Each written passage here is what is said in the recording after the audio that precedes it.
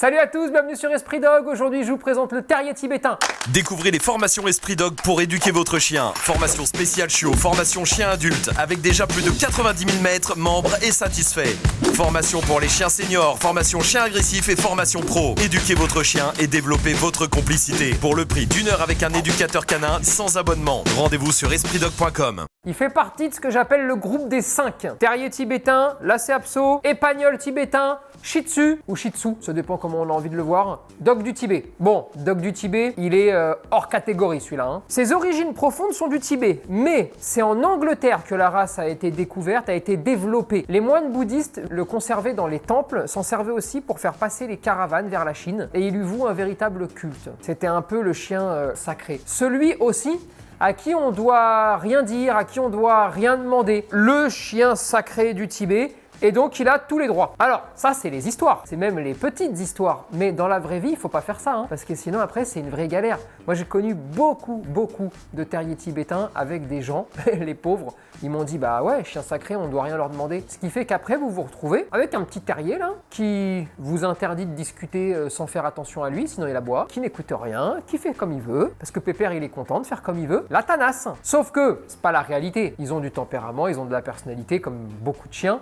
Mais on a quand même le droit de leur expliquer comment va fonctionner le monde des humains. C'est pas illégal. Donc ça, c'est une vraie particularité de ce chien-là. Et au cours de son histoire, c'est vraiment quelque chose qui ressort très profondément. C'est solide, ça a quasiment pas de problème de santé, c'est rustique. C'est pas con. Pour arriver au rang de chien sacré, faut être pas con. C'est un chien qui apprend très vite, mais c'est un chien qui a besoin aussi de comprendre ce qu'il fait. S'il a faim ou qu'il est gourmand, allez, il va vous faire tout ce que vous avez envie en le récompensant. Sauf que très vite, ces axes de priorité peuvent évoluer. Et quand elles vont évoluer, ces axes de priorité, il va avoir besoin de comprendre aussi pourquoi il fait les actions. Sinon, ça risque de vite le barber et vous allez rentrer dans une épreuve de est-ce que ce que j'ai est mieux que ce que tu as vu?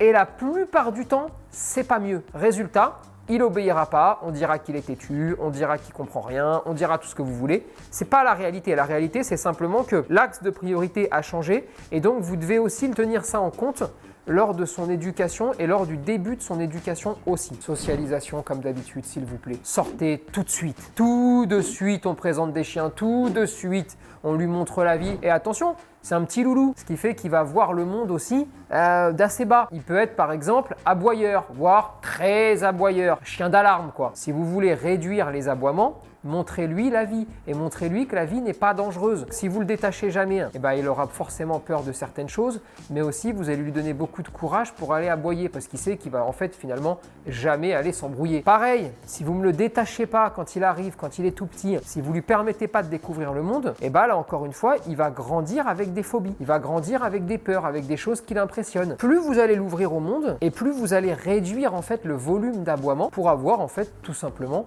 un chien qui aboie pas plus que les autres, un chien normal quoi. Il y a encore une fois pas de fatalité. En revanche, quand on a des chiens de plus petite taille que d'autres, c'est vrai qu'on a souvent tendance à surprotéger un petit peu, à pas détacher, à pas aller trop laisser jouer parce que ça nous fait peur, parce que en face c'est très grand des fois. Il faut faire attention, il faut pas faire ça. Alors évidemment, il faut que le chien en face soit sympa, il faut que ce soit cool, il faut tout ça. Mais il y a besoin pour qu'intellectuellement en fait, ce soit un chien qui soit épanoui, tout simplement. Il faut éviter les endroits clos quand vous présentez d'autres chiens. Pourquoi? Parce que le chien de petit gabarit, quand il voit les tyrannosaures arriver, c'est-à-dire à peu près tous les autres chiens sauf lui, il a besoin d'avoir comme plan B viens on avance, voilà, t'as vu, ça s'arrête. Et comme ça, même s'il voulait jouer mais que toi, ça t'impressionne, il suffit juste d'avancer. Et si vous n'avez pas ce plan B là, si vous présentez en zone close où il ne peut pas s'échapper, vous allez vous retrouver avec des petits chiens qui vont devenir un peu hargneux. Vous allez vous retrouver avec un terrier tibétain qui va commencer à râler sur tous les chiens qu'il voit. Pourquoi? Parce qu'il se dit, soit je joue, mais ça me fait tellement peur là, parce que c'est trop... Et comme j'ai pas appris simplement à avancer quand je suis pas très content ou quand ça me fait un peu flipper, vous allez vous retrouver avec un chien qui va être en fait un peu de mauvaise humeur, grognon. On est aussi sur un vrai petit courageux, Il servait aussi à monter la garde dans les temples. Ça peut paraître un petit peu bizarre, un petit peu étrange, mais lui c'est un petit courageux. Et comme tous les petits courageux, il faut en fait qu'il reste courageux, mais il faut pas qu'il ait la grosse tête. Et là encore une fois, ça passe par faire venir des gens chez vous, ça passe par aller se promener, ça passe en fait par avoir une vraie vie saine et ça passe par des balades quotidiennes détachées avec d'autres chiens. La première chose qui se produit avec le terrier tibétain, c'est le fait que déjà on n'en voit pas beaucoup des détachés et surtout ça gueule un peu sur tous les chiens qui croisent. Et ça, c'est pas une fatalité, les amis. Si vous faites les choses bien, ça n'arrive pas. J'ai pas envie de vous survendre les races, hein. J'ai pas envie de vous dire tout est incroyable. Il y a des spécificités, il y a des particularités au sein de chaque race, avec des personnalités qui parfois ressortent un petit peu plus sur certaines races que d'autres. Mais il n'y a pas non plus de fatalité et toutes ces idées reçues qui en fait vous compriment la tête et vous laissent à penser que c'est comme ça et pas autrement sont fausses. Et là-dessus, on peut revenir et là-dessus, on peut faire vraiment des choses. Et donc vraiment, tous ceux qu'on a aujourd'hui et qui sont heureux, où ça se passe bien, où le chien est plutôt cool, eh ben allez-y, dites-le. Dites-le, parlez et rassurez-moi tous ces gens qu'en voudraient, mais qui voient en fait que des problèmes à chaque fois qu'ils arrivent quelque part. Et bien maintenant, on va aller voir une passionnée de la race, on va aller voir Nathalie. Dis-moi, qu'est-ce qui t'a pris de prendre ces chiens?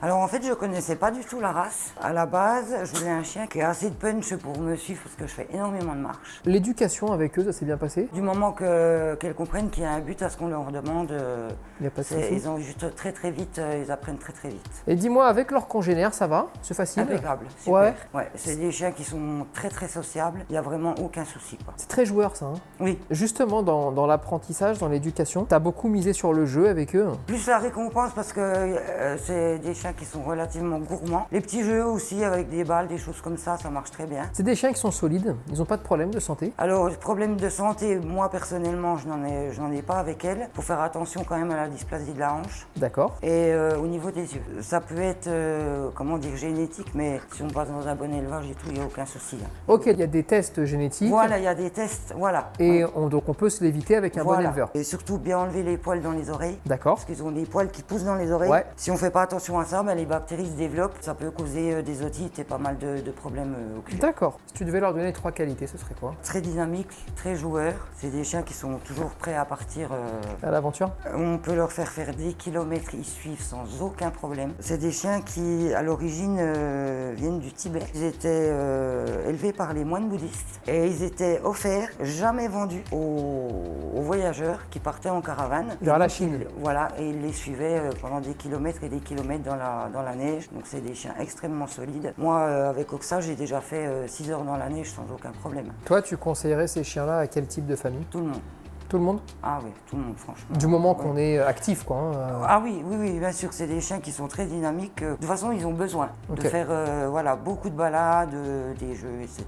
Ils peuvent nous suivre sur des kilomètres et des kilomètres sans problème. Ils sortent tous les jours, tes chiens? Oui. J'imagine qu'ils croisent d'autres chiens. Oui. Pas de soucis avec les autres chiens?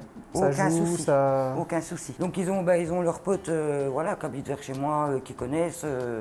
Sinon, je fais beaucoup de balades canines et ça se passe toujours super bien. Super. Les gens, quand t'es avec ces chiens-là, qu'est-ce qu'ils te disent? Quand j'avais que Oxa, on me disait « Oh, un bichon, mais il est grand ». Normal. Donc moi, ça me vexait.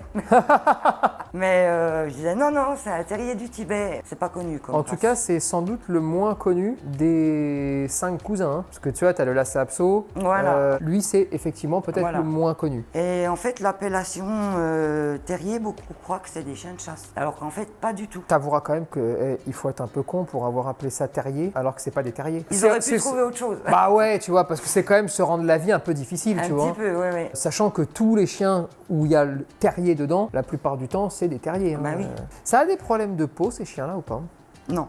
Aucun problème de peau? Non. Alors sur les teintes, par exemple, comme Oxa, quand elle était petite, elle avait les oreilles abricot presque marron. Et en fait, au fur et à mesure du temps, les taches disparaissent. Ok. Donc ça évolue beaucoup avec le temps, hein, Voilà, leur oui, couleur. oui. Hein. Toi, tu verrais ces chiens-là dans quel type de famille? Tout le monde. Tout le monde? Ouais. Avec ou sans enfants, ça pose pas de soucis pour toi? Ah oui, il n'y a aucun souci avec les enfants. Et les autres animaux? Sans souci. Niveau nourriture, ça mange beaucoup? Non. Ça reste, Ça va. ça reste correct, quoi. Après, c'est pareil, ça dépend du poids du chien, mais faut compter entre 100 et 150 grammes par jour. Quel message t'aimerais faire passer à tous ceux qui voudraient ce genre de chien? Allez-y, foncez, quoi. Franchement, c'est des petits chiens super. On peut les emmener partout. Pour ma part, les miennes, elles s'adaptent très bien à n'importe quelle situation. Quelles sont les idées reçues sur le chien? Il y en a beaucoup. Alors, il est beaucoup dit que c'est des chiens qui supportent pas la solitude. D'accord. Ça s'apprend, quoi. Enfin, faut leur apprendre, quoi. Voilà, il faut leur apprendre. Au fur et à mesure, petit voilà. à petit, tranquillement. Que c'est des chiens très aboyeurs, alors que pas du tout. C'est souvent dit sur quasiment tous les petits chiens, mais le truc c'est que la plupart du temps ils sortent pas non plus suffisamment, Ben, ils voient pas voilà. suffisamment le monde Voilà. et c'est compliqué. Bien Toi au tu les contraire. détaches en balade? Toujours. Dès que je peux, j'enlève la laisse. Super. Eh ben écoute, je vais te laisser le mot de la fin. Ben voilà, si vous êtes séduit par la race, trouvez un bon élevage et franchement, c'est des chiens qui sont vraiment super. Ils sont demandeurs de jeu. Ah oui, Ils sont beaucoup demandeurs. ah oui, c'est des petits clowns. Tu sens que ça joue quoi, hein. Tu sens que ça a un petit sale caractère aussi. Que ça peut avoir son petit caractère de con. Un petit peu, oui, un petit peu. Mais je pense qu'il faut l'apprécier parce que c'est un vrai trait de caractère, c'est Ah une oui. vraie personnalité. Ah oui, oui, oui. Et c'est pas du tout un défaut. Ouais. Et au contraire, c'est ce qui fait leur charme. Donc ça c'est cool. Eh ben écoute, merci beaucoup. Eh ben de rien. Et puis à la prochaine. À la prochaine. On compte sur vous pour partager cette vidéo, réagir en commentaire et vous abonner à la page Facebook, Instagram et YouTube. Et n'oubliez pas que nos formations en ligne sont là pour vous aider à éduquer votre chien et votre chiot. Dispo sur espritdog.com.